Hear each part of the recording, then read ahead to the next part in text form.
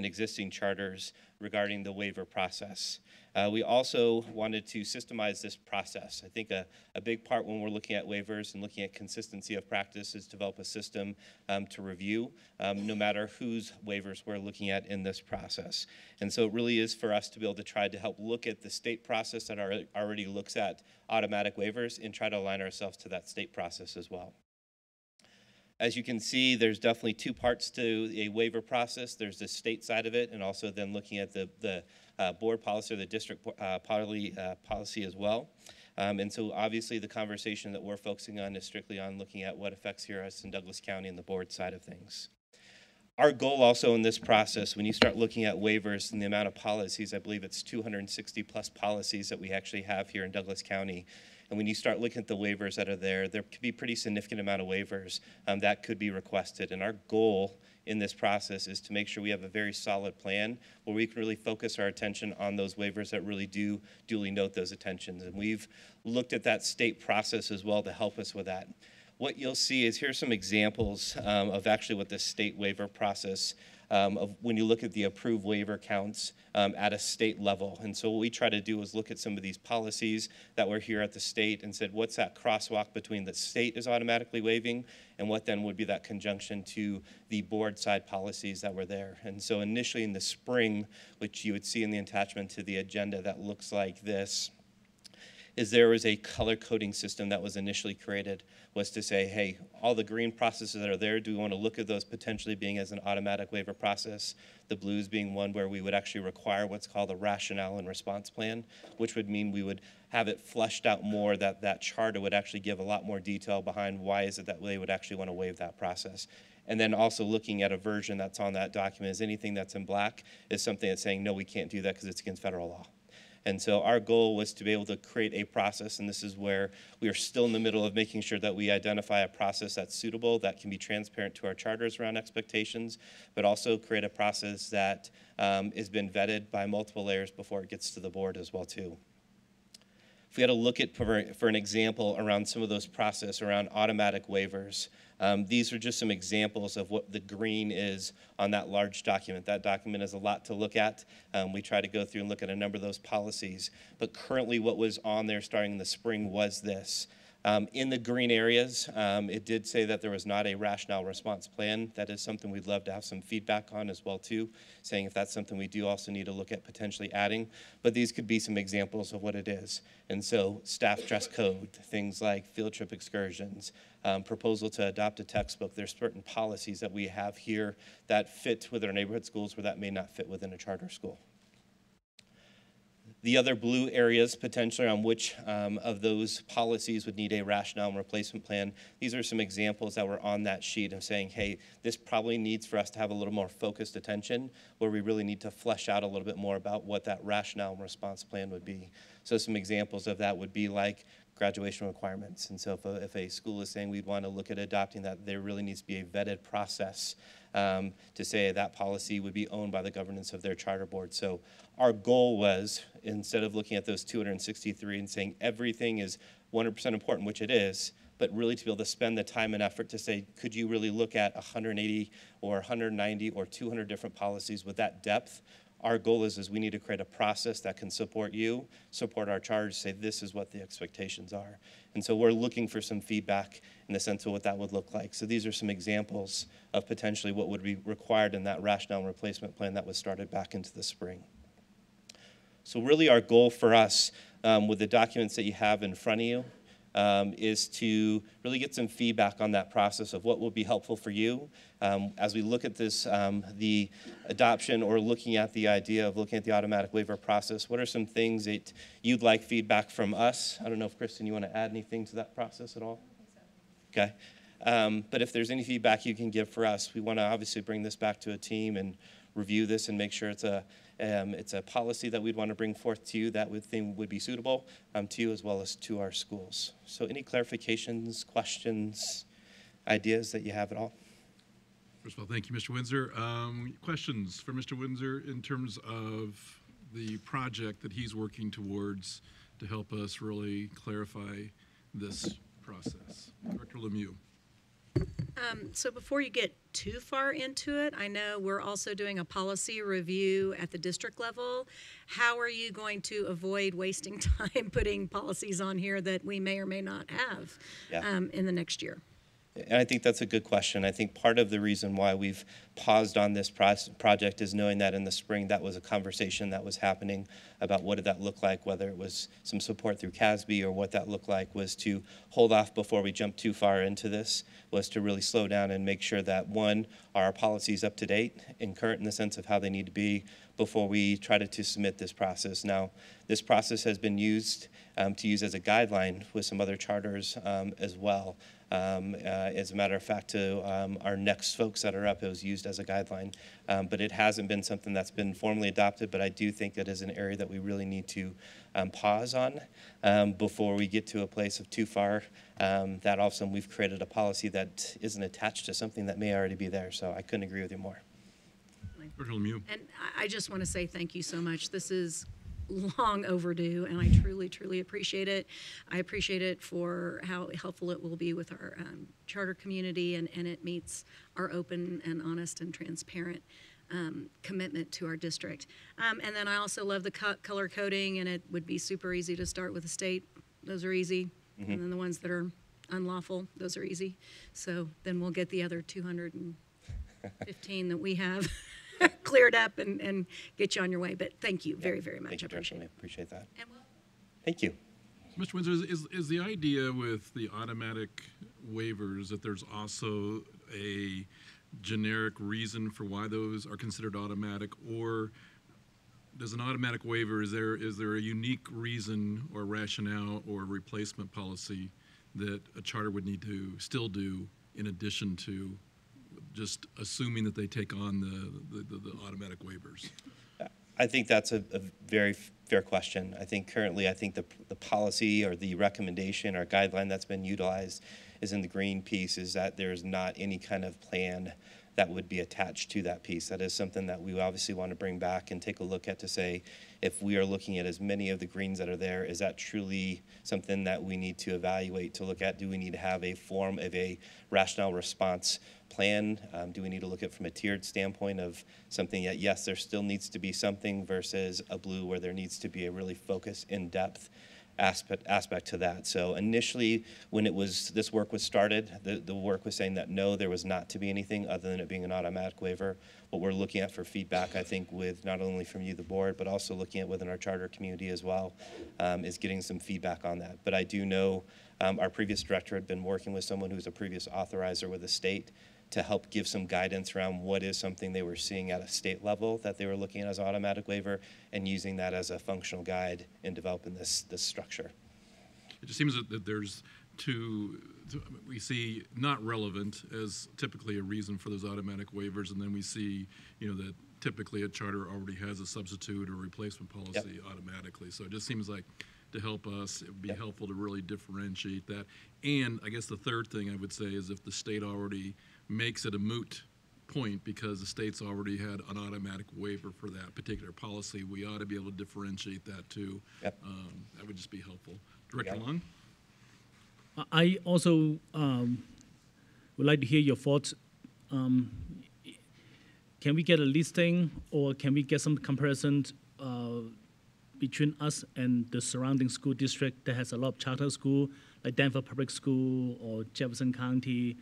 So we know what's the standard practice of the other district that has many charter schools. What waiver do they normally grant?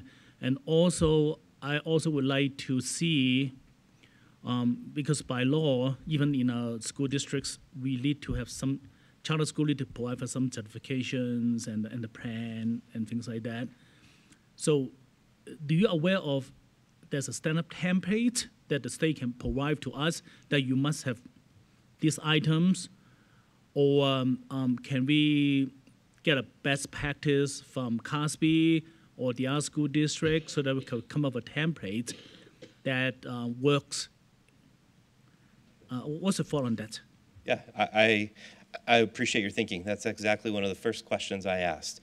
is this a standard practice in neighboring districts? The interesting part about it is there are some structures in neighboring districts that actually look at automatic waivers, so this wouldn't be something unique to Douglas County.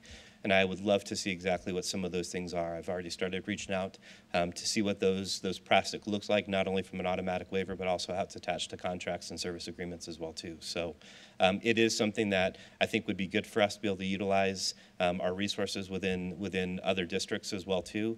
But also, I know the state had been utilized, but utilizing somebody like CASB or somebody else is absolutely who we're looking at as a resource. We don't want to develop, the biggest thing we don't want to do is develop this in isolation.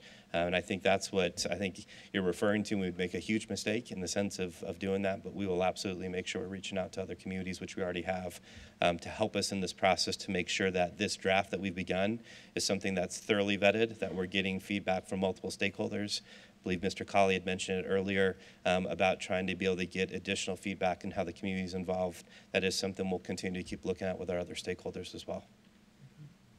Other questions for Mr. Windsor? Director Holtzman? Thank you so much, and I'm so excited about this because I think it's going to make everything so much more effective for all of us, for charter schools when they apply, for us when we're looking at it, and love that we're looking at policies that can't be waived because there's a law, any kind of law that won't let us, and I love that we're looking at if charters have already gotten waivers on state law that we should just automatically waive the corresponding ones. I think it would be great if we could just denote how they correspond on these automatics. Yeah. And so I'm getting to my question.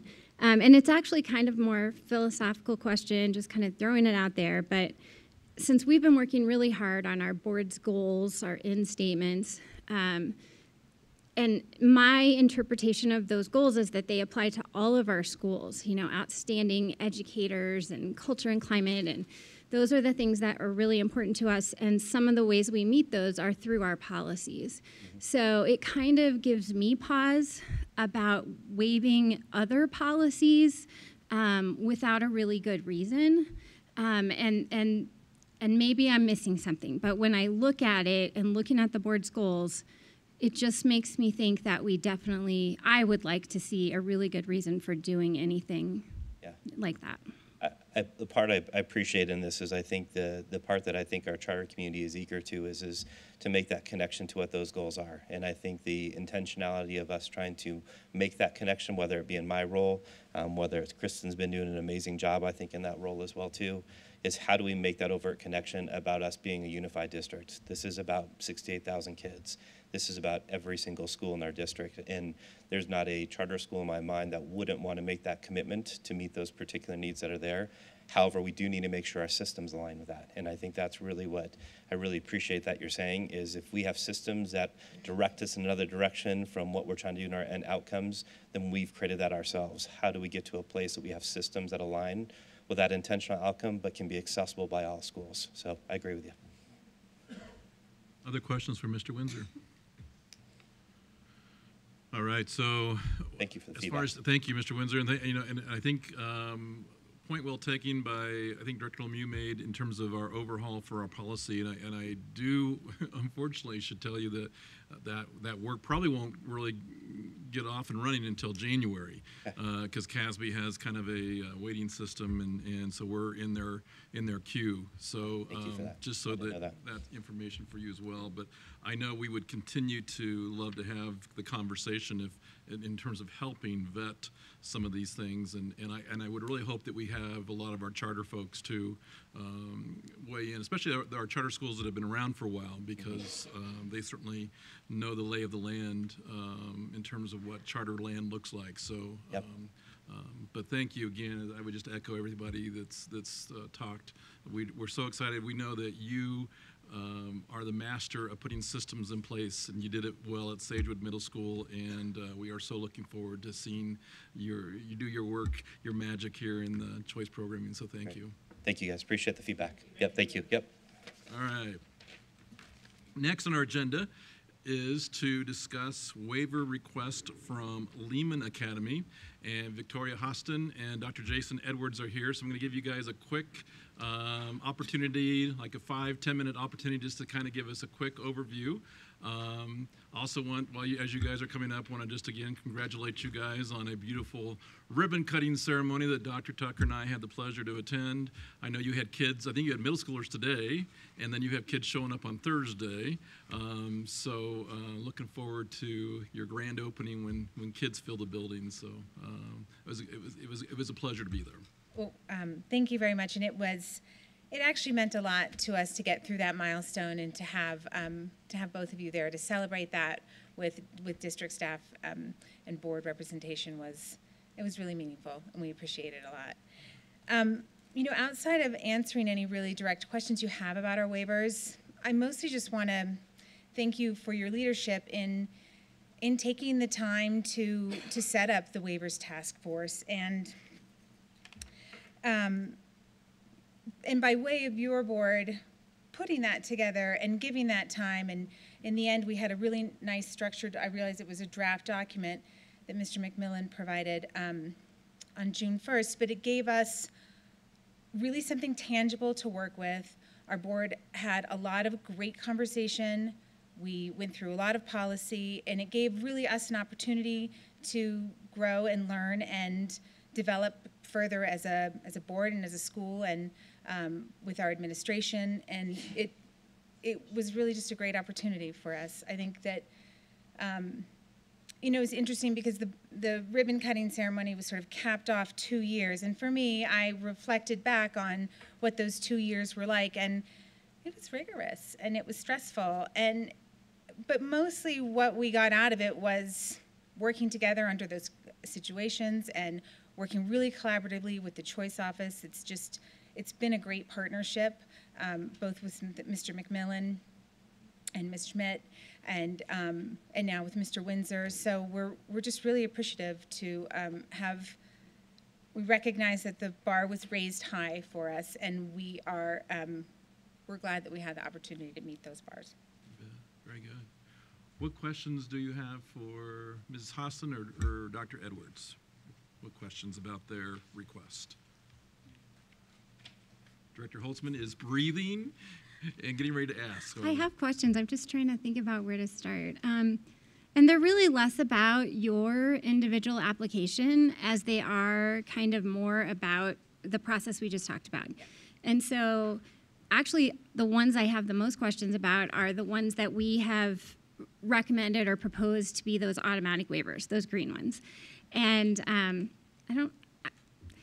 I can just go through a couple of them, but I believe that one of those automatic waivers relates to our district accountability committee.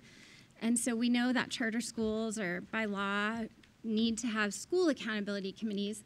And it just concerned me that you would want to waive the DAC policy because I think it's so valuable to have representatives from each of our SACs come to that meeting. It's, school community-wide meeting, and it's a place where they have input that they share back and forth. So that one concerned me. And like I said, these are all not really individual requests of yours. They're more just the automatic ones that we recommended. Another one, I'm sorry, I'm having trouble finding them. I can tell you the exact one. I think it's ECA, ECAB, security access to buildings.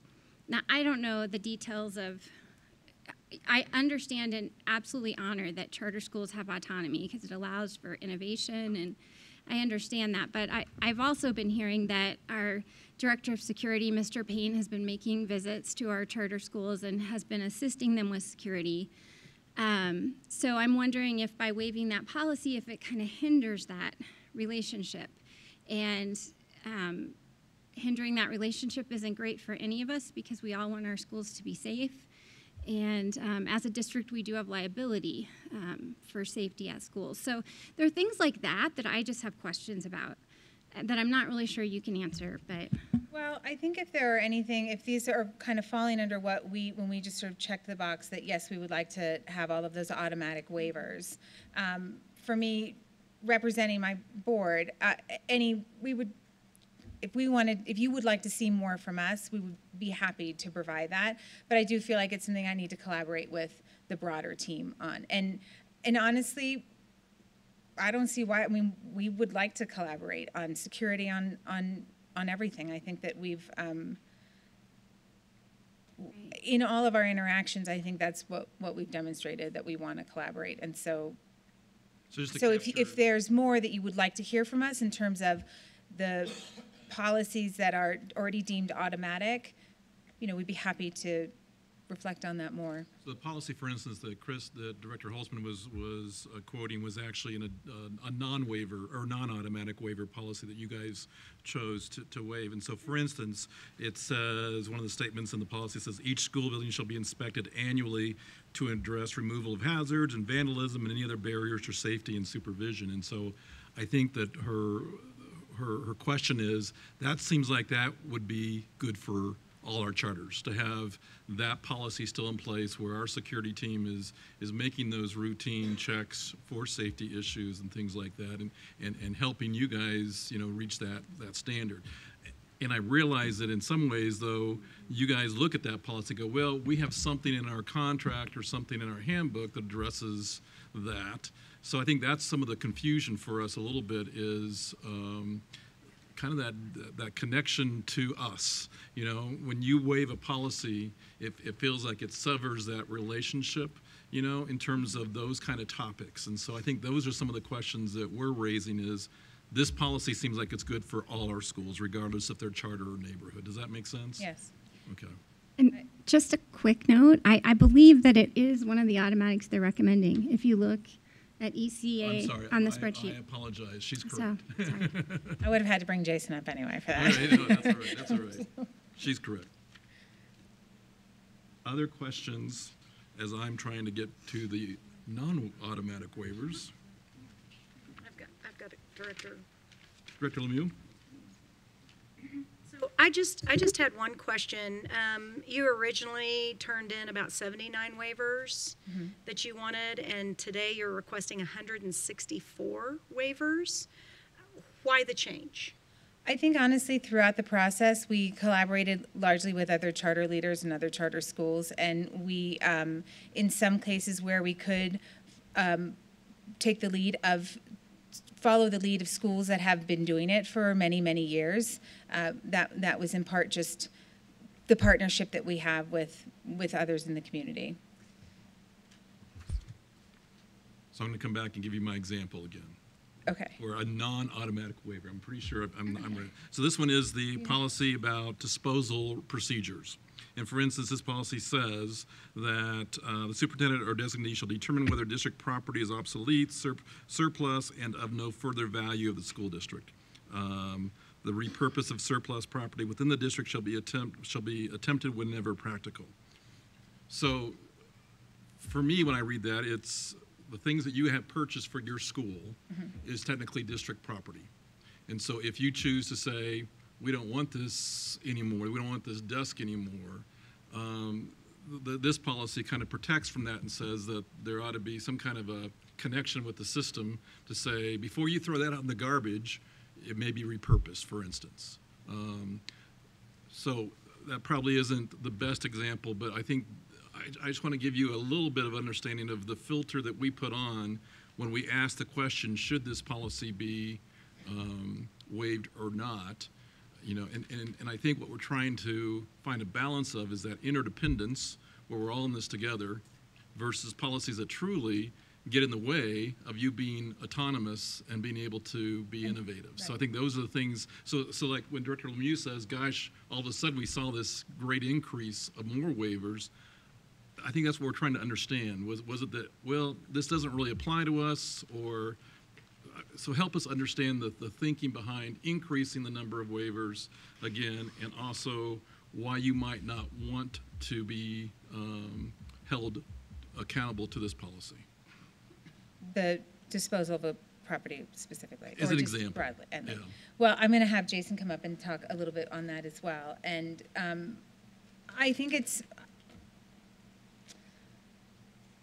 when our board was going through the policies and the processes, when we focused more in on those very specific things that we had to generate. And so that was sort of where my thinking was. But in terms of sort of how those numbers came to be, I honestly didn't realize that there was that much of a change in the number of policies we were requesting. We were, as I said, largely following the draft document and following protocol that from leaders before us. So, but you might have more specific thoughts on, yeah. Well, good evening, directors and superintendent. I think that if I'm hearing the kind of the spirit of the questions, I didn't do the count to compare the previous submission of documents compared to this one, except to say that the process that was my directive to help the board with was really to look at the latest version we received from the Office of Choice Programming and then try to collaborate. That was our only point of contact for Douglas County School District. And so I think that perhaps the increase in number was simply that, you know, if these are the recommended automatic waivers, then we can defer to that if that seems to be what's recommended at this point, knowing that it might change. And Thomas McMillan was very clear that this is draft, but it was the best we had to work with. I think on some of those specific policies, like your example, Chairman Ray, I just think I did a research with several charter schools that have been established for many years, and I have mentors in the district that are leaders at many of those schools, and so it was really just a best effort. In terms of security, we've purchased those more expensive radios, and they're currently here at the district being programmed so that we can real time you know, if there were to be an emergency with our campus, the district and first responders could tap in. So our spirit as well back, I guess, in this process is 100% to collaborate, to be responsive to the latest version of the tool that we're using, and willing on the back end to huddle again as a board. Victoria's board has been very responsive, and they've been working very hard. So I think that is very much the spirit as we walk through this, knowing that there's room for improvement, I'm sure, on our part in the document we submitted, but we will be happy to follow what we're given next going forward. Other questions? Director Graziano? Thank you for that. My question is more for Mr. Windsor on our end. I guess, and in that comparison, as we look at, and you know, knowing that you've just got into this role here and are swimming fast, and that's fantastic. Just as a comparison, like as we look at our other charter schools, I guess because when I think of this, I just think what you talked about before, I couldn't be more excited about, because I think the process that we're going through is so, you know, it's awful, to be honest with you. Yeah. And it shouldn't be this. I mean, I work, you know, my world is like, it's all about efficiencies, and this to me seems so efficient. It should be, here are these list of things, we've done this for all these schools, let's put that in place. There may be some we have to debate over and question and work from that. So in short, I guess my question is, do we have a comparison, as to rough comparison, maybe some of our existing charter schools who've done this and compared to the requests that we've seen here, and are we in line, or is this just something unique? So I think you bring up an interesting point. I think it's the idea of, is everything still in common when those decisions were made? And I think the challenge in some of this is, I'd love to say what decisions we're making now, there's some intentional outcomes that were there, and I think there's a little bit of a disconnect. And so I don't want to put anybody in a tough spot that was there, but when we start talking about moving forward, I think that that's my biggest concern, you know, and I think if, regardless of who's sitting there making a decision, if we have a solid policy that allows us to be able to say, hey, it meets these particular standards, regardless of who's reviewing it or the feedback they're getting in this role that's there. I think that's where my concern is. If you have to look at what's been approved in the past, I think there's nothing that seems significantly out of the ordinary in the sense of what that looks like. At the same time, not all things are equal. So that's where I'm struggling to try to give you an absolute answer, because I think there's some different variables that are there that I think is unfair to you, and I think unfair to the process, because we didn't have a systemic process. I think that was in place to the degree that I think we all are going to be striving for as we move forward. And so that's the goal, I think, for us. I think are there specific policies that I think each of our schools would like to continue to get to the depth of and say, hey, what does this truly mean?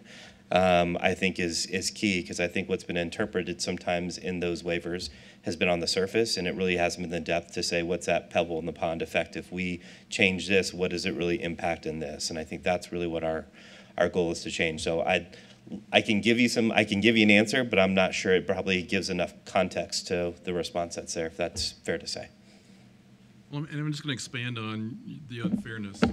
It's unfair to Lehman I agree, as well, yeah. because they've been trying to hit this moving target, ever since they signed their contract. And I think that's what's difficult for us is that, we want to give you guys as much grace as possible too, because we know that the process, what did you say? It stunk? Is that awful? Awful. The process is awful, and so.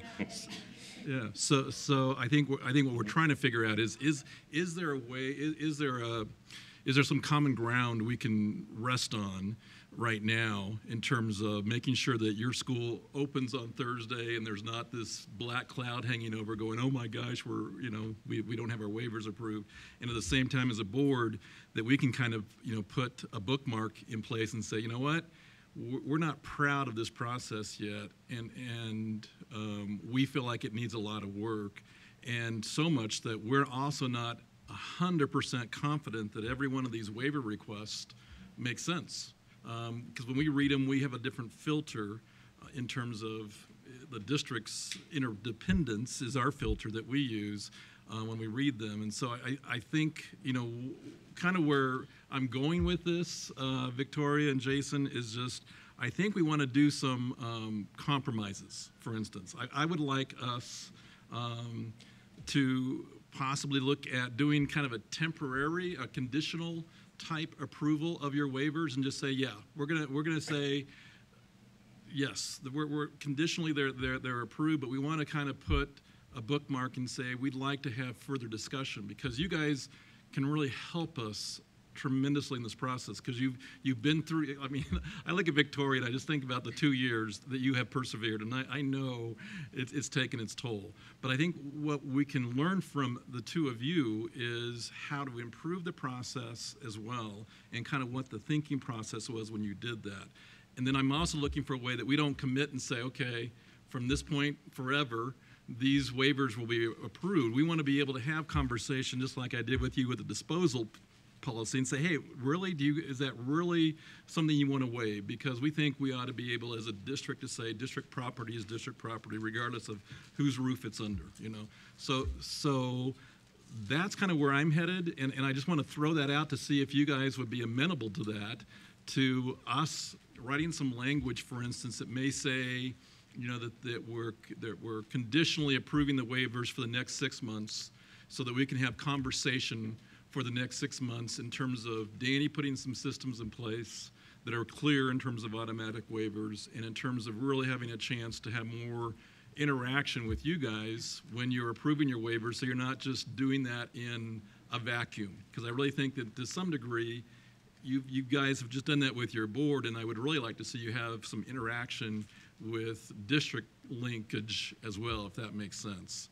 So that's kind of where I'm going, hi, Barry. I see he's whispering in your ear, and I was going to make him move if he's distracting you, because that's what we do with scholars, is that correct?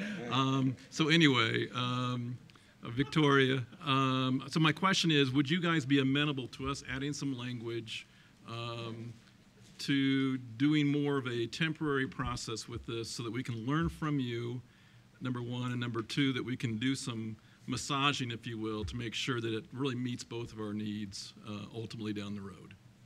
Yeah, I would be happy with that. Oh, sorry. Step away from Barry. I didn't even give my signal. I would be amenable to something that was temporary. I wonder if the language might not be so hard that, like, in 6 months this will happen, just so that we're not up against a timeline, and it's going to be our first year, and I feel like we might have other fires to put out, and I wonder if we could just maybe go a little bit longer, or say within a time frame, or between 6 and 9 months, or something that doesn't tie either one of us to something hard and fast in terms of a date, just because I don't know what's going to happen. No, that's exactly why I've asked you the questions. So, yeah. Director Lemieux. So if we said a year, what would it look like if it came up while we're redoing our process and we saw something that you had waived that really gave us pause?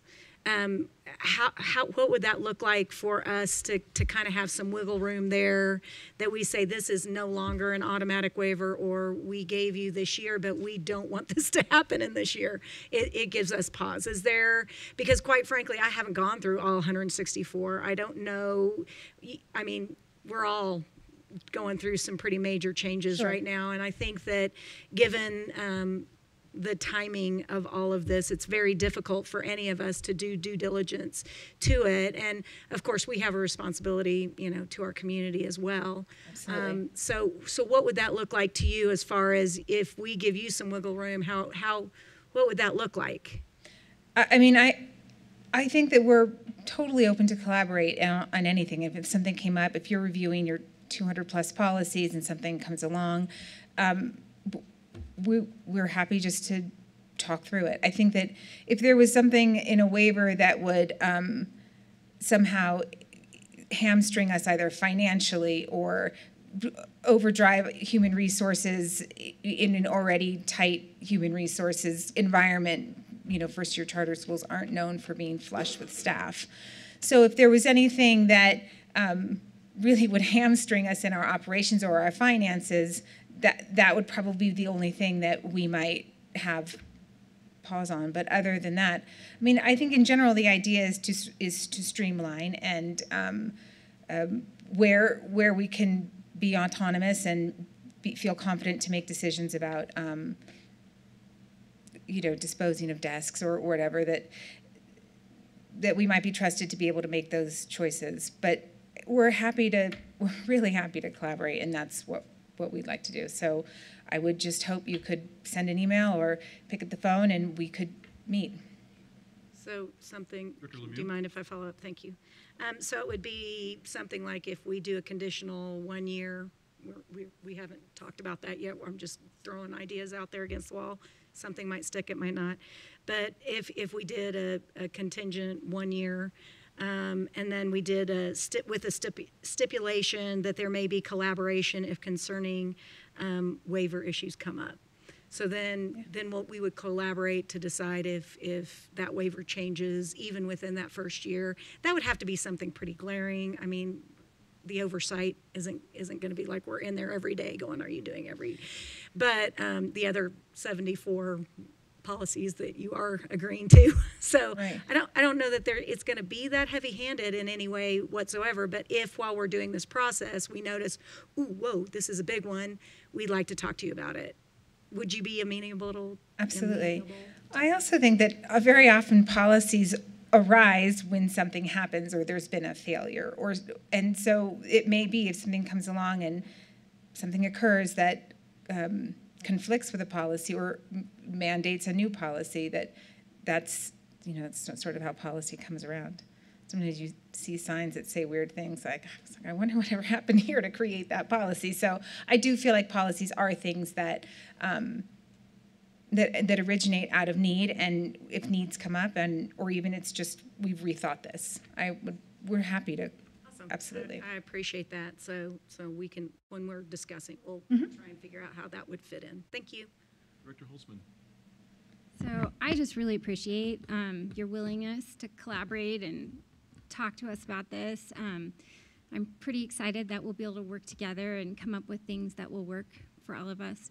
And I like Director Ray's idea of a conditional, or whatever we call it, temporary approval. I could definitely live with a year. I think that's reasonable. I'm wondering if 6 to 9 months works better, because it's such a hard time. Like a year from now is starting school again. Yep. I feel like it might be better to have it decided for you before the summer, or like by at least 9 months. Yeah, that's fine. I agree, because oftentimes people don't meet in July, and then you get in these, funny situations. So kind of what I'm hearing is what we would do, kind of a twofold kind of conditional resolution, and I'll help board with some language, but one would be that we would say that these waivers are approved for a year, for your school year.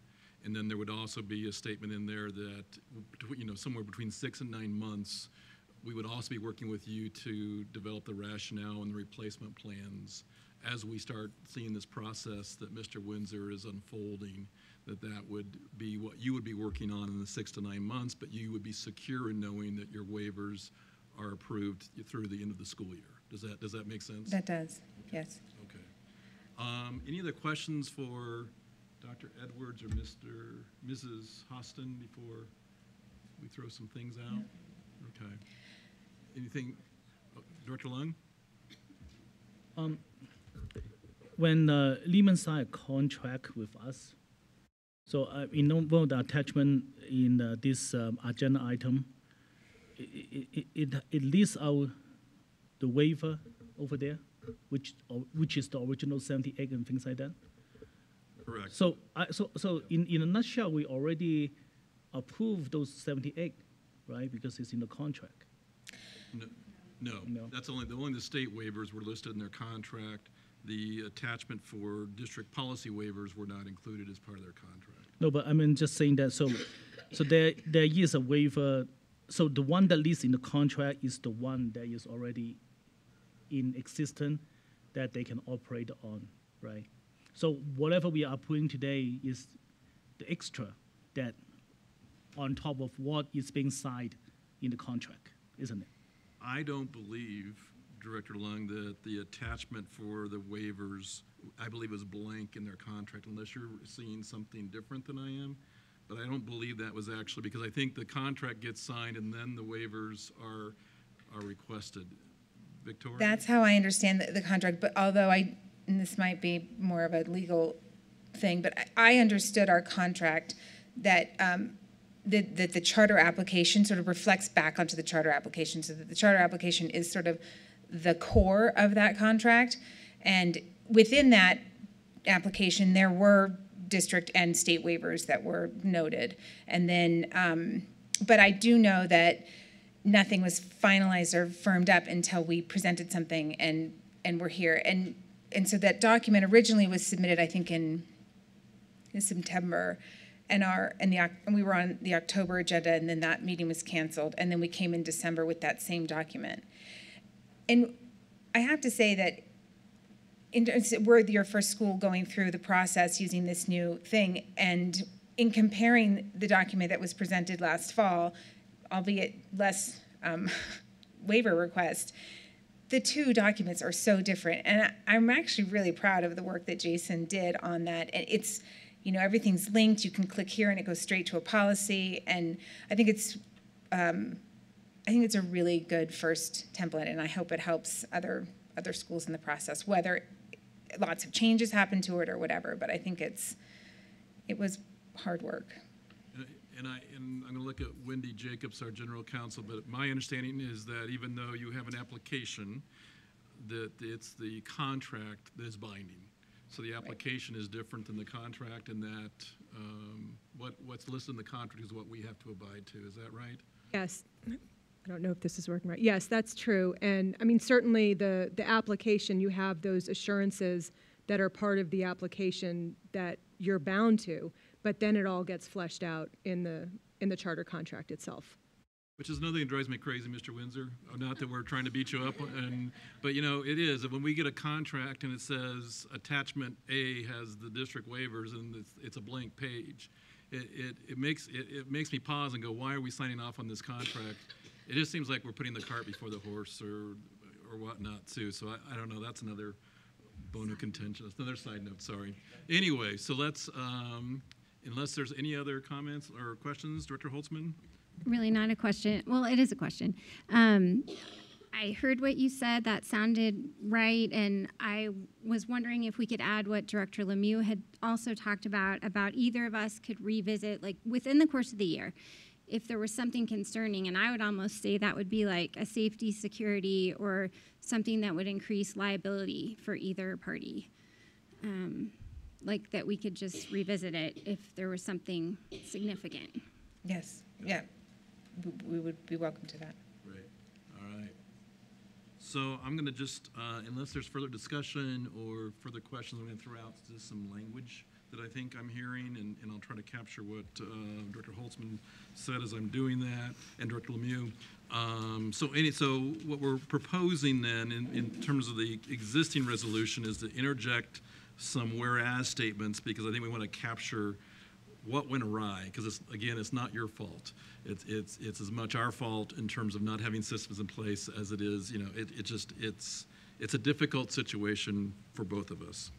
But one of the whereas statements would be that the contract contemplates the waiver of district policies. The parties did not identify any district policies in an attachment 8 to the contract, and therefore Lehman remains subject to all applicable district policies. Now, that's not saying that's going to happen, but that's just a background to say, here's the dilemma. We're going to lay it out so everybody understands why this was complicated. So that's a whereas statement. Doesn't mean you're held to it. It just means we're acknowledging that our application or our contract is a little wonky as well.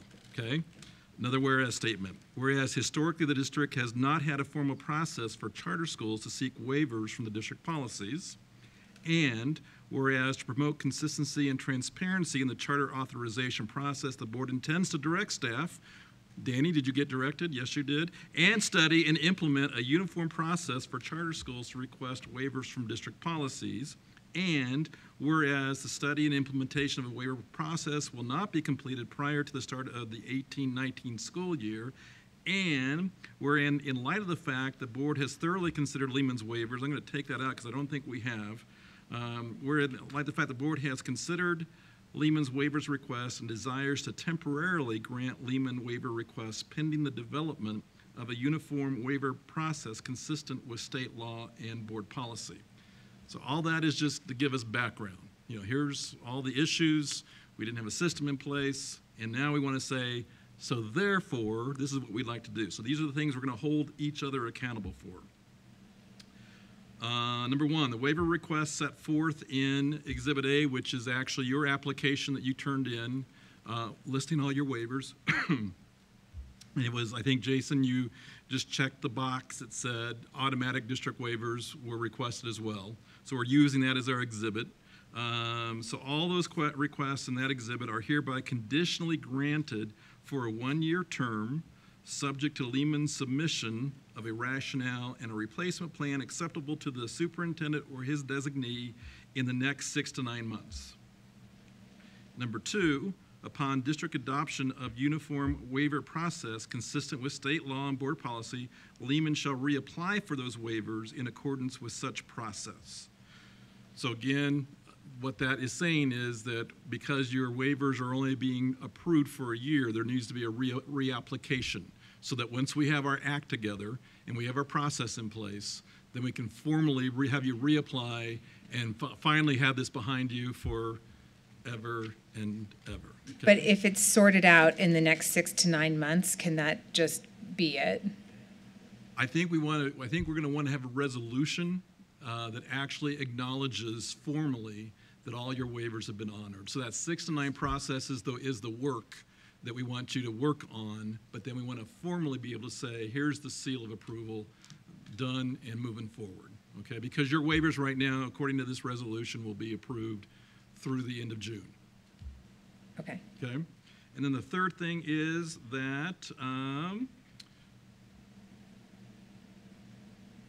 Lehman or the district has the ability to revisit any waivers that we deem concerning during the conditional year, e.g. safety, security, or risk of liability. So just having that condition in there that we have the ability, the flexibility to have that two-way conversation. Should we get to a one that says, holy cow, this isn't making sense, can we talk about this? Right, but that's not to just say unilaterally revoke any one of them without, no. Okay, sure. Just giving us permission to have the conversation, yeah. Great. All right, so board, those are the additions to the resolution. And so I would just entertain a motion to accept the resolution with the amended language that I just read.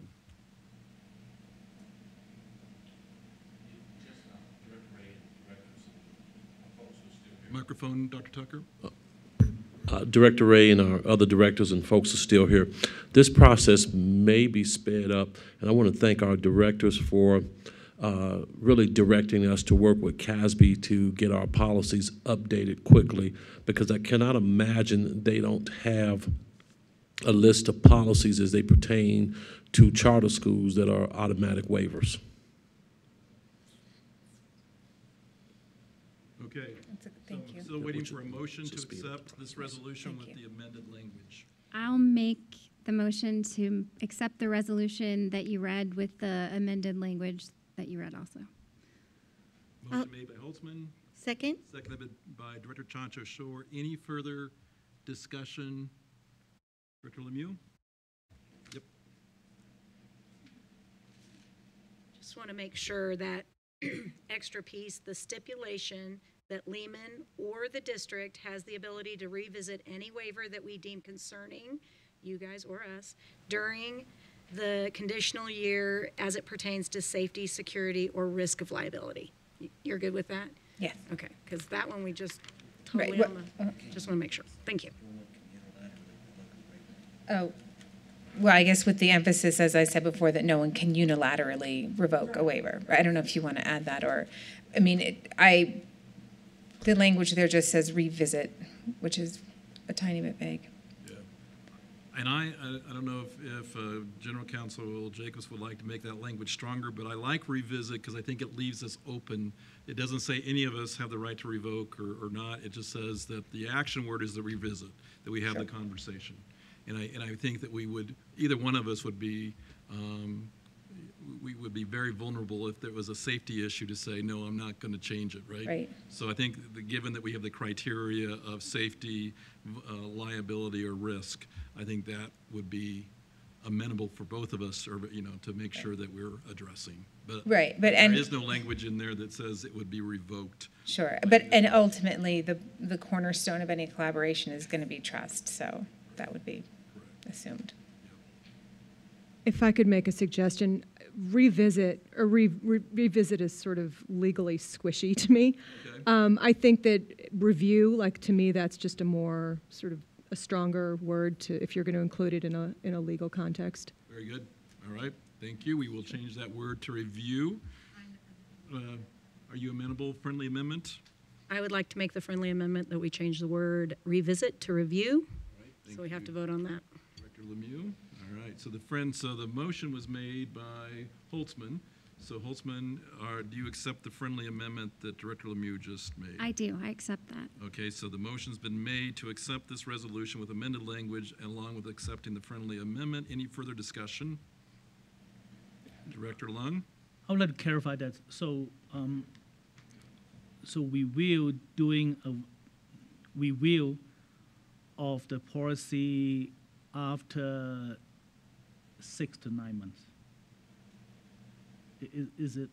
We're allowing Lehman in 6 to 9 months to go through that with our staff to begin vetting any of the automatic waivers as well as any of the additional non-automatic waivers. But their waivers are technically approved for the full school year. Okay, so the resolutions approve whatever's being presented to us for the school years of 18 to 19, which means that it ends at June 30th. Yes. During that time, they are working with the district staff that come up with something that can present to the board for another resolutions. Correct. Is what it is. So there'll be a new resolution after that time for us to approve for the 19-20 school year. And that resolutions will supersede these resolutions. Correct. Because this resolution stipulates a 1-year condition. So we would have to act. Otherwise, there's no. 1 year or 1 school years. It's 1 school year, 18 to 19 school year. Okay, thank you. Okay.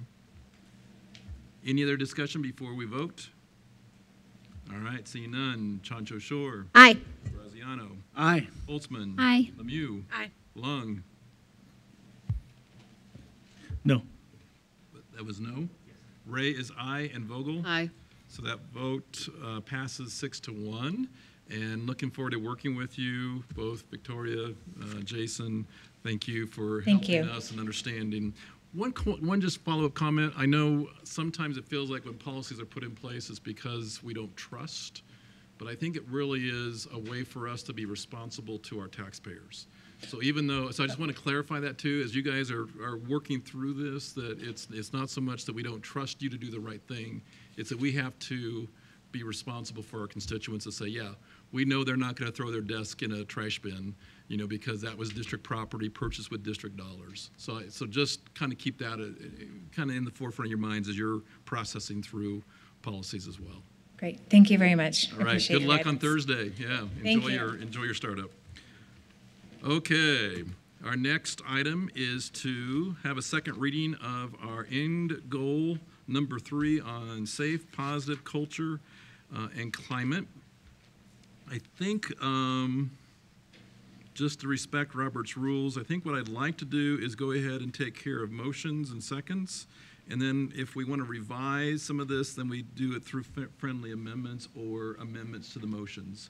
I think would probably be the proper sequence. So I'm going to read right now our current existing statement for safe, positive culture and climate, which says, a purposeful focus on creating a caring, safe, supportive, positive learning and working environment for all students, employees, and stakeholders is manifest throughout the district. B, there is a clear evidence of the shared belief that all students can succeed when given a safe and caring learning environment. To that end, 1, district employees, parents, and community work collaboratively, proactively, and responsibly to ensure the psychological well-being of all students. 2, a focused level of teamwork is ongoing among district employees, community, and law enforcement agencies to ensure the physical safety of students, employees, and visitors. C, we conduct expectations which celebrate positive behaviors and address negative behaviors. We conduct expectations which celebrate positive behaviors while rejecting negative behaviors are clearly articulated and supported. And then D, multiple communication systems are available and used by students, staff, parents, and constituents to ensure all voices are heard. So I would like just to go ahead and just to entertain a motion, but then we'll give a time for discussion and also friendly amendments to that language. Is there a motion? I motion that we accept safe, positive culture and climate and goal number 3. Second. Motion's been made, seconded by Vogel. Okay, so let's have further discussion on that reading. Director Vogel. Can we please put the Oxford comma in all the places where it ought to be? The Oxford commas, so the before the ands. Yes, please. All right. That's all I got. All right, Mrs. Taylor, got that noted? All right, what other? I accept that friendly amendment. Okay, friendly amendment 1. All right. So in the first part of B, I'd like to add there's clear evidence and common understanding. So clear evidence of a shared belief and common understanding that all students can succeed when given a safe and caring learning environment. And then, should I keep going? Let's pause Okay. there, and let's check with our person that made the motion if that friendly amendment is accepted or not. I would like to ask for discussion first on that. My assumption is that getting into the how versus how.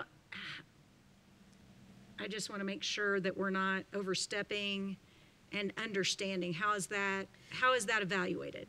How's shared belief evaluated? Well, you have to have clear evidence that the shared belief that all students can succeed. So it would be. That's a good question. So it would be I think there would have to be discussion about what is the belief and what are the common understandings regarding student behavior in safe and caring learning environment. So to me, those are 2 kind of differentiated components of number B. Can you expand, Director Chandraswar, on how you see common understanding is different than a belief? Well, I think there's common understandings indicates that people have had a conversation and a discussion about the procedures, the evidence of what it might look like, and a shared belief. I think belief and understandings are differentiated, and the way they're differentiated is you can believe something, but you might not understand it to be manifested in the same way. So I'm thinking of students that have behavior. So when I'm looking at this, I'm not just thinking of our typically behavior kids. If I look through the eyes of our kids who may be students with autism, a common understanding of what that means, and a shared belief that we have evidence that they can succeed. But what does that mean for a student with autism, or what does that mean for a student who has some other kind of behavior disability? And those are pretty specific. And it's not how do you do it, it's that it is an important distinction. Director Lemieux? Thank you. I would like to ask Dr. Tucker, from your perspective, is it important that we differentiate the two, and will that make your work harder, or does that help you in your work? It'll make our work, your administrators, teachers, and support staff, work harder if we're talking about the how. If the board can keep the statements very general. And then the administrative team, teaching staff, will go about creating metrics in terms of how do we know we've met that goal, or at least on our way to meeting that goal. So let me ask the question a little bit differently. Do you feel like that differentiating this common understanding, is that more, in your perspective, is that more defining the how then, and you would prefer not to have that language so that we can keep it broad, or I guess that's what we're I would prefer we keep the language broad. Okay, So so you feel like the common understanding makes it too specific? Correct. You would prefer to leave it as the shared belief? And I believe Director Chancho Short made a statement about not being so specific, and I know Director Lemieux as well. Am I correct? In terms of, you raised the question about how do we measure it? Yeah, I'm not suggesting that we create something that says how we're measuring it, but if you don't have an understanding of how to support students, that's different than having a belief that you will. Yeah. Director Vogel? Well, first of all, I just want to point out that the belief, the shared belief, is that all students can succeed when given a safe and caring learning environment. That's what the belief is. Correct. We know what that is.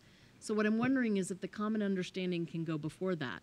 There's clear evidence and a common understanding of the shared belief that all students can succeed.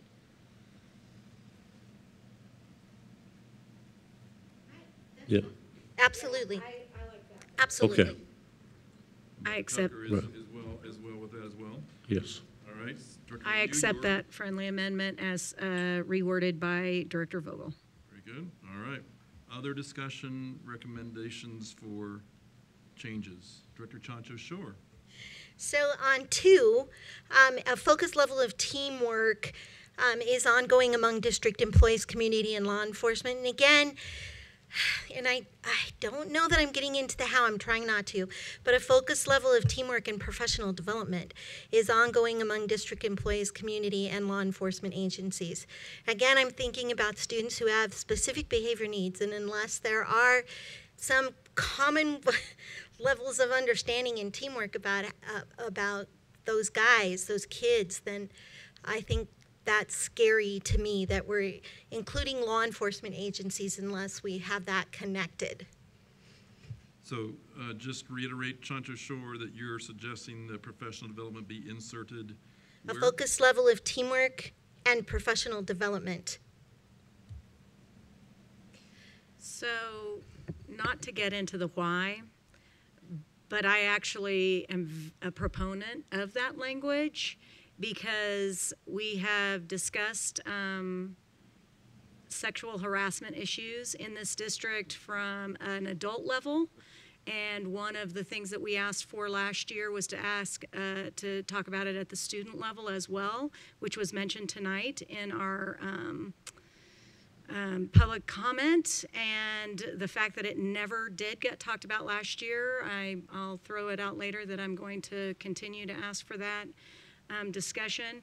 But I am a huge proponent of professional development being part of part of the conversation, so important to us that it's in our end statements when it comes to student safety and this physical, because that was the first thing that came to my mind. The psychological well-being is one component, but that physical well-being, those two together are just unbelievably important when it comes to sexual harassment of all of our students. And I'm not even going to differentiate between a boy and a girl. I want to make sure that we're making sure none of our students ever have to be subjected to that. The only thing I'm going to just call your attention to, because I agree with everything that's been said, but in our outstanding educators and staffs, sub in C, we have the stated research-based professional development opportunities are consistently provided, reflect best practices, allow for innovation, promote lifelong learning. So my only question is do we need to restate it? And if you would advocate one way or the other. I advocate for restating it when it comes to security. So yes, I think those are two different things. One is more curriculum academic based, and the other one I think is more about safety issues. So I would advocate to have it in there as well. Any further discussion? So I'm assuming because you're advocating that you've accepted that friendly amendment. Anybody else? I accept that friendly amendment. All right. Very good. Other discussion about the language. Director Chancho Shore. I just have one more. So, conduct expectations. Did we differentiate between behavior expectations and conduct expectations for a reason?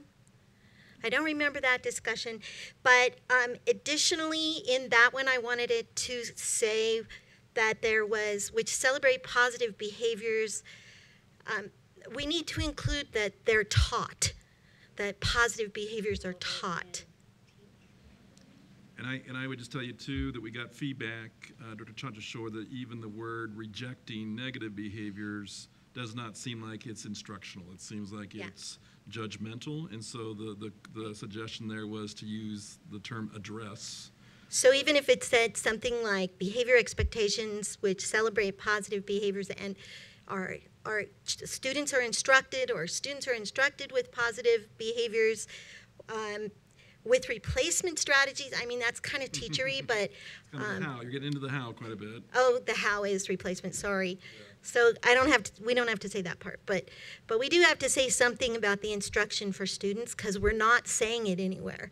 So we're not actually saying kids need to be taught about behavior expectations anywhere in here, and if we're going to address behavior expectations, we have to address the language of being taught. You can't just assume kids know, I guess, is what I'm trying to say. So and I hear you wanting to also talk about conduct versus behavior, but I'm wondering if we were to say, I'm sorry, and we'll get there in a second, but I just want to capture what you just said about instructing. If we could use the word address, so it would sound like this.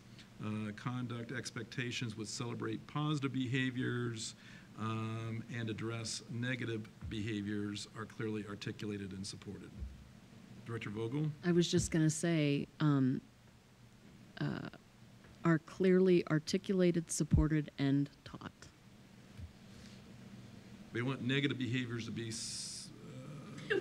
supported and taught. It's the only, so I'm just trying to figure out where, let's look at that wording a little bit.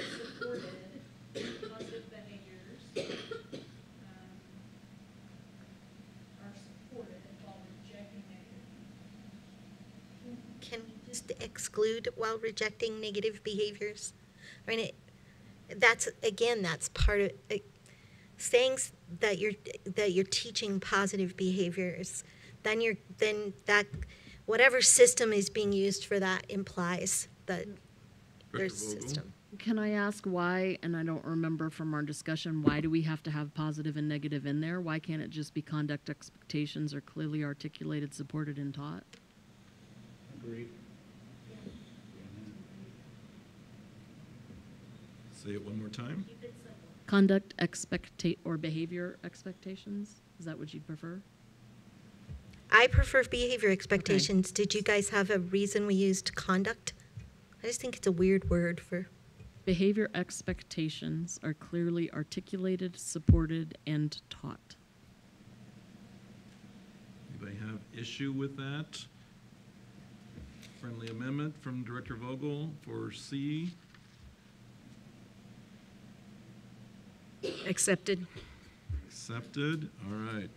Further questions, conversation? Director Long, I saw your hands. Well, I just want to have a more consistent language when you refer to people in entire number 3. So in A, B, C, D, we use employee, and then we use staff, we use district employee. So in A, we use employee. In B, we use district employee. In D, we use staff. And also the other one is... Dr. Lung, what do you prefer, employee or staff? Well, I think district employee is probably more consistent. So if we replace staff with district employee and then add district on number, let's see, A. So A for all student and district employee. So we add the word district in there. And then we replace D, we replace the work staff with district employee. So that will make that more consistent. And the second one I want to point out is there's also in A, we use stakeholder. And then in D, we use constituents. What do you prefer? Well, yeah, I think probably stakeholders. Yeah. So I just want to make the language more consistent. Great idea. Okay. So the friendly amendment, Director Lemieux, is to replace staff with the word employee whenever possible, whether that's district employee, I think is what Director Long's advocating for, and then replace constituent with stakeholder to make the language consistent across the board.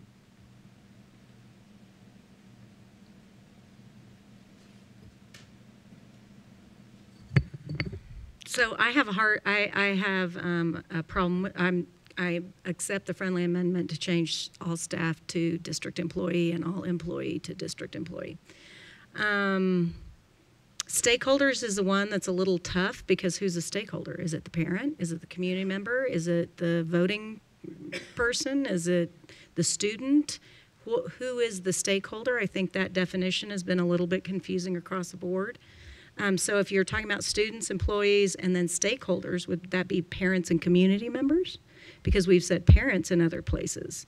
So would we, and we're trying to make sure we're giving parents a voice and community members a voice. So should we not use the word stakeholders or constituents and use parents and community members? Because a parent might not live in the district. So are they a stakeholder because they're not a voting member of, they're definitely not a constituent. So the friendly amendment to the friendly amendment is to replace stakeholders and constituents whenever possible with community and parents. I think it's good. As many as possible we mentioned word parent, I think is very good because they are number one most important people in a student's life. Very good. So I heard acceptance of friendly amendment around the... Then I accept the friendly amendment and the friendly amendment that was given. So if we change A and D. And we'll get there. Yep. Yeah, stakeholders and constituents will be replaced with parents and community members. Very good. Anything else? I would be remiss if I didn't report too. We got feedback about wanting to put the word fun in these statements because someone just said, you know, it feels pretty like stuffy, and we need to encourage a fun environment. And the person said and that they feel like we're returning to that. But the recommendation is on section A, a purposeful focus on creating a caring, safe, fun, supportive, positive learning and working environment for all students, employees, and all the other friendly amendments that we made in that statement. So I'm wondering if anyone would be adverse to having the word fun in there, because I know it kind of is out of character with all the other language because it looks very professional. But hey, it's fun. So, pursuit of happiness is in our Constitution, so I don't see why fun would be such a horrible thing to have attached to our district. I'd like to hear some feedback. Dr. Tucker, would fun be difficult for you to be able to We've thought Hold about accountable. that. We thought about that, and I remember when that suggestion came by, and I think we should have fun. Yeah. Because of you. And that was this person said is really it's the top down. So Yeah. if we say this should be a fun environment, that's a healthy environment. So, Absolutely. When people are having fun and happy, they're more productive. all right. You do know that India last month mandatory all school teaching happy class, right? Yeah, right. Happy class. That's right. You must have fun on this day. All right. I totally have Shania Twain going through my head right now. Have a little fun. Whoa, oh. Accepted. All right, friendly amendment's been accepted. Any further friendly amendments to the language? Seeing none, we have a motion to accept this with the friendly amendments. We have a second. Let's vote. Chancho Shore. Aye. Graziano. Aye. Holtzman. Aye. Lemieux. Aye. Lung. Aye. Ray, aye, and Vogel. Aye. All right, ladies and gentlemen, we now have 3 well-defined, yes, in-statements. All right, very good. So our next in-statement we'll be working on is collaborative relations with our community and parents, and hopefully we'll have a work session at our next meeting to start drafting that out further. All right, next on our agenda is to do our board reports, and Vice President and President reports first. I would just make a couple announcements for you all. One is our appeal with the Alexandra School of Innovation will be scheduled on August 15th at 2:30. Director Holtzman and myself are working with legal counsel to help present that appeal. A brief has been filed, and we will be going in front of the State Board of Education at that time on August 15th at 2:30. Should you want to attend that as well, you're welcome to, but we just need to let Tammy know so we can publicly notice that event if need be. Again, August 15th at 2:30. I also wanted to also report out that our safety committee is reconvening on August 16th with Rich Payne and our security team, as well as others that have been selected to be on that as well. Director Vogel and myself will attend that on August 16th at 1 o'clock. And then the only other item I want to just remind everyone, since it's a new school year, is that we have agenda planning every Friday after the board meeting at 10 o'clock. And those meetings are publicly noticed, so all board members are more than welcome to attend. In addition, you're also welcome to call in. If you just text me or let Tammy know, we'll make sure we get you called in to that as well. Vice President Vogel. So on September 24th, it's a Monday, that's when Youth Congress is going to be held, and that's an event that the Youth Initiative puts on down at the Capitol Building.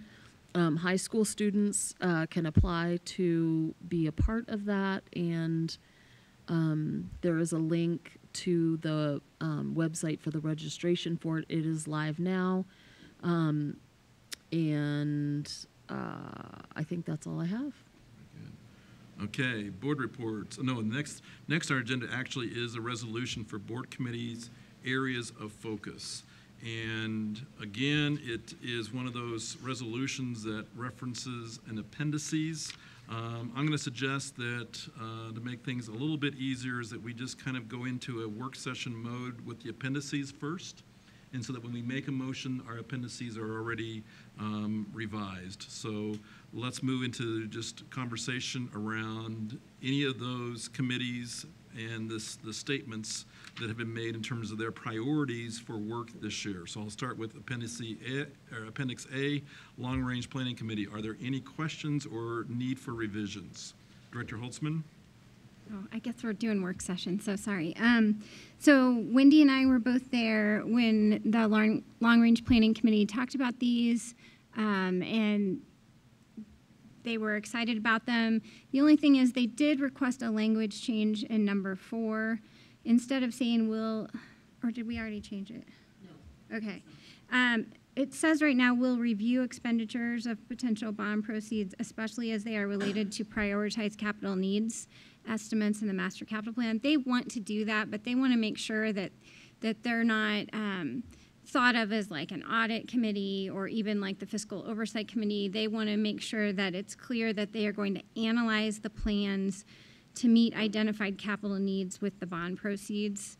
And you might have, is that, okay, so that's the language that I would ask that it be changed to. So, and Director Dr. Holtzman, can you just state that Yeah. statement? So it would say the LRPC will analyze plans to meet identified capital needs, especially as they are related to prioritized capital needs estimates in the master capital plan. And then continue with the LRPC will provide feedback and recommendations to the board as necessary. And then for the LRPC, if that's okay, the only other thing I noticed as I was reading the appendix for the other two committees, at least one of them mentioned having a member serve on or participate in the CART, that their membership would participate in the CART and I just thought that the LRPCs should mirror that and that probably all three committees should because I think they all participate in the CART. So a statement that says review of charter applications through participation on the CART team. Yes. Okay. Mm-hmm. And so Number 5. yes, and I think that FOC may be missing that too, so it may be something that you guys want to consider for that one. Any questions? Director Vogel. Can you repeat that statement again in 4, because you said capital needs twice. I and know, don't think I it know. had bond proceeds. Let's see. The LRPC, what I just have written down is the LRPC will analyze plans to meet identified capital needs with bond proceeds. Okay. Yep. Okay, thanks for the clarification and the addition of number 5. Any other concerns about long-range planning committee priorities? Okay, moving on to Fiscal Oversight Committee, and I assume we can go ahead and add on that additional language of review of charter apps through participation on the CART team. Any other questions or recommendations for last-minute revisions? If you want for consistency to number them, the other two are numbered, that one's not. So if you want 2, 3, 4, and 5. Okay. Anything else? Seeing none, let's go on to Appendix C, District Accountability Committee. I guess a couple things that I think when we went through our training that I would like to suggest. One is number 7. I don't think needs to be stated there just because it can be folded into being part of the Performance Evaluation Council. The intent of number 7 was just to continue the process of getting feedback from SACs in terms of tools that are used to evaluate principals. And so my recommendation would be we just get rid of number 7 completely and include that in number 2 as part of their responsibilities as the Evaluation Council. And then the other thing I questioned, one of the things, just so you know, board, is that one of the things we learned about DAC is that they don't have to do every single one of their statutory requirements every single year. They can pace it out over a period of time, over a period of years, as opposed to feeling like they have to do every single one. So one of the questions I have, and it may, I'm open either way, but number 3 says to recommend priorities for spending school district monies. I guess the concern I would have is not having them go through that comprehensive process where they're going to SACs and collecting data and then sharing that. But I'm amenable if we want just to clarify that that's not that full-blown process that we use to help us define our bond or our potential financial needs. So I would just open that up to consideration. Director Vogel? Yeah, I think that's a really valid point because they've, have done that work over the last several years. So we have that, that baseline of what our schools are saying their priorities are for the district in terms of spending. And I think that is what part of what staff has used in their decision making and in coming to us with a recommendation. So once we have the money, I don't know that there'll be the need to go through the whole process again this year. So we'd be taking that off, and just, again, the communication would be that they don't need to focus on this year, but maybe next year, when we have all this money in the bank, we may need to have them kind of come back and talk about the priorities from that point of view. Any concerns with that, Director Lung? Okay, no concerns? Okay, well, so we'll strike number 3, and then Director Lung. I also, in the same tokens, the reason why we table, my reason to table the Performance Evaluations Council to be a separate committee is I want to wait until Dr. Tucker is here and hear what is his opinions and how he want to organize it. So, because Performance Evaluation Council has nothing to do with the DAC law. It was put in there previously So I'm not quite sure whether we need to include that into their responsibility, because if Dr. Tucker decided that it want to be changed, I don't want to tie him to that. Director Vogel? Yeah, and I guess I would add to that too, that isn't really a priority necessarily. They are designated as the Performance Evaluation Council right now, unless Dr. Tucker makes a change to that. And I wouldn't really see that as being a priority for what we want them to do work on. So I They're must suggest you serving in strike that out. capacity. So we'll strike that out with the understanding that they still serve in that role until Dr. Tucker weighs in to see if that's something he wants to change. Right, and besides, it's Dr. Tucker's designations to see what they want the DAC to help as a performance evaluation council. So it's not in the priority list that they have to do it, or whatever, however it's doing, it depends on Dr. Tucker's discretions. Sure. I do know that number 7, though, is a statutory requirement of DAC, and I do know that talking with Matt Reynolds, there was a desire to have get parent feedback regarding the lead evaluation tool. So, Well, but Virtual- well, when we learned on the training yesterday, Dr. Darcy Hassan said that there's several different ways we can do that. So DAC is not the only way. It could be FOC, it could be long-term committee, or whatever. We can talk to SAC directly. Sure. So striping that out does not mean that we don't use them. It just means that it's not their priority. Yeah. Okay, I just want to emphasize that we, the board, always have the options of assign tasks to them whenever we feel that we need that. So I would love to go back when we do the training, in the offsite. Committee should be ad hoc. So that means that we give them the minimal tasks that we think they should do. Yesterday, we got a training. We learned that it's important to have the committee focus on 2 or 3 things that do good versus doing a lot of things. So if later then we feel that there's a lead, we can always ask them to do that. So that's my suggestions. So we will strike 2, 3, and 7 from this appendix. Any other discussion, Dr. Tucker? And also, I thought the training was exceptionally well done and received. I think I heard that the DAC will be waiting for priority recommendations from the board of directors. Did I hear that correctly? This is it. Gotcha. Okay. So, yep, so now we have 1, 2, 3, 4 priorities for them. Gotcha. All right, any other? All right, so let's go back and, Dr. Lung? Well, I would just want to ask, Student Advisory Committee is also one of our committee.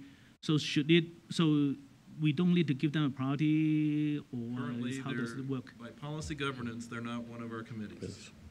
So currently, they're independent of us right now. So we may want to come back and modify, as we go through our overhaul, we may want to consider putting them as a committee. But right now, these are the only 3 in our policy governance book. But we do have liaisons to there as a committee, so how? We have liaisons to committees that are not board committees. Okay, I see, good, okay. All right? Yep. Director Vogel? And just to clarify that these 3 committees are the 3 committees that have specifically asked for the direction, right? And I think the other ones are pretty okay. Okay, so I'm going to revert back then to entertain a motion for the resolution that looks at adopting these priorities for our board committees. So moved. Second? Okay, motion's been made by Vogel, seconded by Lung. Any further discussion?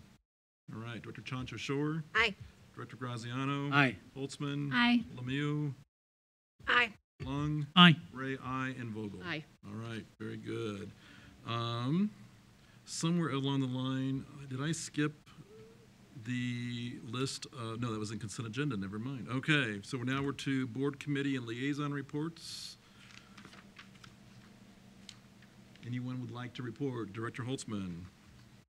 So just for a long-range planning committee, they initiated a discussion and passed a resolution at their meeting, I guess it was last week, to support the board in making a decision to put a bond MLO on the ballot. So I just thought I would share that. And then RIMSL, the BOCES that I serve on, has not met in the last month. So. Very good. Other board reports? Director Graziano? Anne-Marie and I, Director Lemieux and I, sorry, met with FOC. We met with Justin Carter and Vince Perillo, and it was a great meeting. I think you saw some of the priorities that were laid out in the last section. So I know as an action item, the FOC was probably all at home tonight watching and reviewing, because they were going to get back to Director Lemieux and I with pluses and minuses update as to their what they see as the best choices for the bond and MLO. So they were going to be reporting back on that. And it was just a great meeting, and I think we were pretty excited when we left the room. I know Anne-Marie and I were. Director Lemieux, I assume? Director Lemieux, sorry. Yeah. Director Long. For the DAC, the DAC's subcommittee for parent engagement met, and we come up with a draft during that meeting. And I appreciate for Stacy's help during the meeting. She did an excellent job of come up with a consensus. And then we send it to our acting legal counsel, Wendy, to take a look. So they have put that into the agenda in the August 40 meeting. And I would like to hold for us to approve in the August 21st, if it's possible. And I don't know whether they have a meeting next week. I don't know whether the board want to take a look of that before, look at the draft before they go to take a vote. DAC, but I would defer to Director Vogel and Director Chancho next week to see how you handle that. What I've heard is that you would like to see that resolution be placed on our 21st. Correct, because the motion passed in February and assigned me to take the lead role in that. But anyway, I just wanted to let you know that so everything is said and done, and will be on DAC's agenda next Tuesday. Good. Other board reports? All right. Seeing none, we're going to move on to the last time, which is to do the meeting evaluation. And I'm going to ask the question a little different as we learned from our retreat in July. But as we reflect on tonight, are there topics or things that arose that we feel like ought to either be placed on a future agenda or informs us of how we're governing? But I would just ask for you to reflect and see if there's anything that surfaced for you tonight that we should be looking into or talking to staff about or putting on a future agenda. Director Lemieux? I would definitely like an update for our Title IX issues, and not just Title IX issues, but also student safety when as it pertains to sexual harassment, student on student and adult on student. That is something that we did not get to last year, and I'd like that to be presented, as well as how we address that in professional development. And then maybe just a follow-up to our presentation on adult sexual harassment, either in the workplace or like if there was a parent or, a coaching situation or whatever. So just maybe a follow-up to that one, plus the additional student sexual harassment issues. Director Lemieux, are you looking for stats regarding violations of that, or are you looking for what are we doing to educate and be proactive? What are we doing to educate and be proactive, especially in the new school year coming up, given some of the issues we've had in the past. So I want to be proactive about that. I want to be open about that and have a conversation about what we're doing well and what we need to work on. And a part of that might be the social media piece. I think the social media piece is something that a lot of parents are, and students themselves are having some issues with that. Thank you. Other themes, Director Long? We have excellent and wonderful discussions of the charter school piece today. I would like to see a calendar to let us know what's the deadline of certain things, so we would never miss those kind of things. So the board member can look at that, and so we know what's going on. So a calendar as far as what are some benchmarkings that charters need to address as far as they should have their waivers done by his? And Well, in this case, it's charter, but for example, Mill and Bond, we were being criticized, But anyway, so some important things like this, so that we can look at that, or if you can warn us or alert us, that will be even better. So no one will be surprised like before when there is celebrations for retired teacher. We don't even know. I mean, no, we don't know. I mean, it's just like we miss it. I mean, those kind of things I think it's good if we can have a calendar to look at those important events and send us an alert.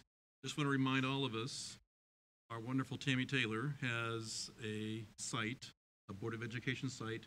There is a calendar. There's a calendar that lists all the statutory requirements that the board needs to be anticipating at what month and when. And it may need some more additions, like if, for instance, you mentioned the retirement celebration, but just want us to also know that there is that overview of what we can anticipate each month, as far as charter renewals, as far as, all those kind of things. Director Chancha, sure. I really appreciated that we recognized the music teacher. I'd really like to, and I don't know if this goes on our agenda or how it goes on our agenda, but we have some award-winning teachers that have never been recognized in the last 8 to 10 years. And it's nationally certified educators and some people who have received some national recognition that we haven't recognized as a school district.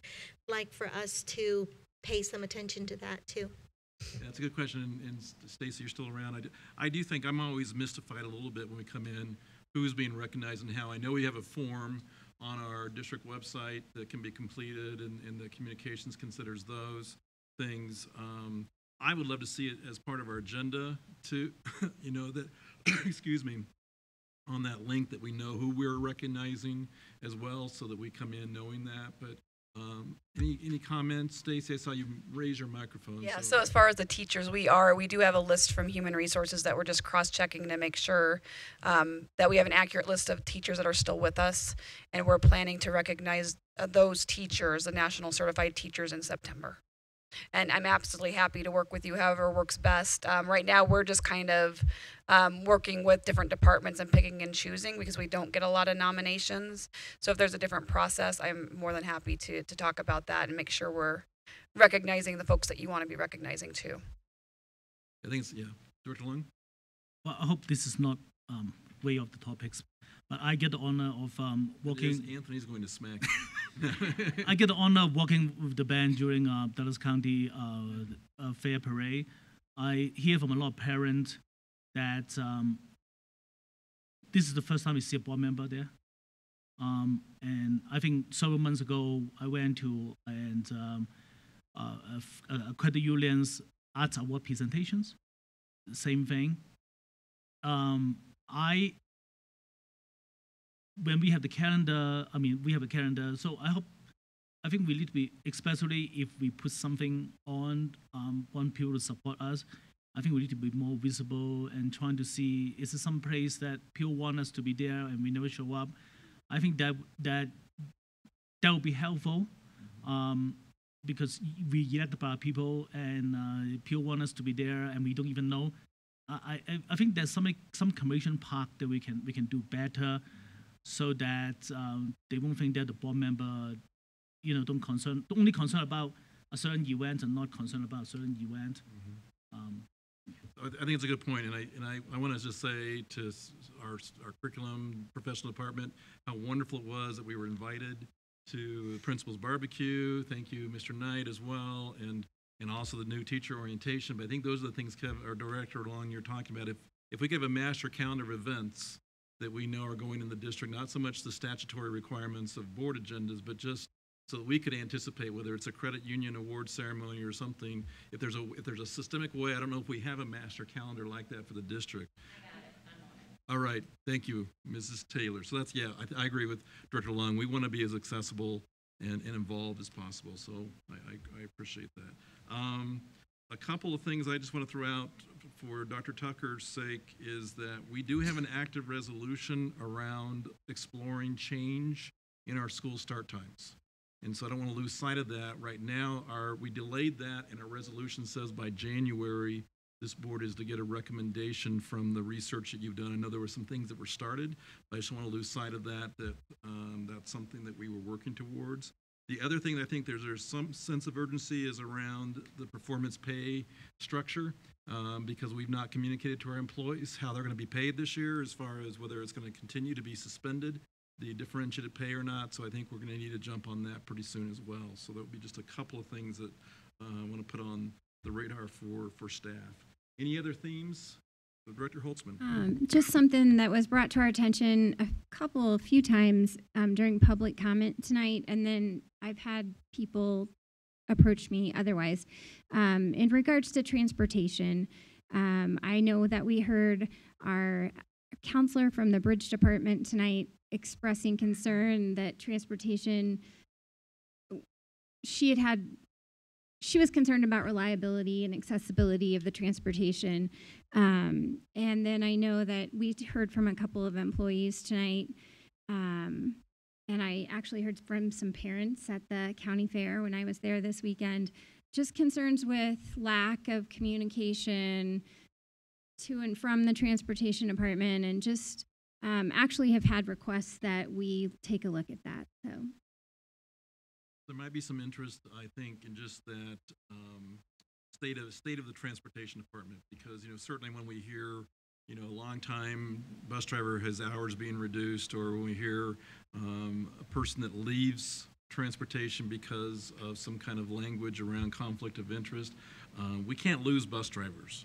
And so I just think that we do want to really, just so you know, the board is very interested in knowing, are we doing everything we possibly can to make sure that culture and environment is as healthy as possible. Right. And I think with the onboarding of new staff, I shouldn't say new staff, but replacing staff here at the district level, particularly with the COO handling transportation, and Gotham not sharing two jobs, IT and transportation, or the role of the COO, and also being able to hire the chief. Our chief HR director will help ease some of this stuff. But also from a logistical standpoint, these are super great topics, but if we can get a calendar for each month that we will maybe have a work session or discuss this, would help out as well. Very good. Thank you, Dr. Tucker. And I think also Director Holtzman alluded to the bridge program, and that's been a concern I've had before too, especially our bridge program in our Douglas County High School mobile site. We've heard that there's such a disparity when you go to the Teddy Lane building and see how that environment is so much different than the one in Douglas County High School. So as we're looking at the possibility of an MLO that's going to help with the programming, I'd sure like us to take a look at bridge as well. Yep, again, the importance of an MLO to address equity. Absolutely. Here, Director Holtzman. So I can't not say it. As long as we're talking about that, the Douglas County Support Center is right next door to the Bridge program, and they're in the same situation. So. All right. Any other themes as we evaluate on our meeting? Anything else we heard that would be important as we plan future agendas? Seeing none, we will move on to a motion to dismiss. Move to adjourn. Motion's moved to adjourn. Second by Long. Any further discussion? Chancho Shore, we need a vote. Aye. Graziano. Holtzman. Aye. Lou. Lemieux. Long. Aye. Ray, aye, and Vogel. Aye. All right.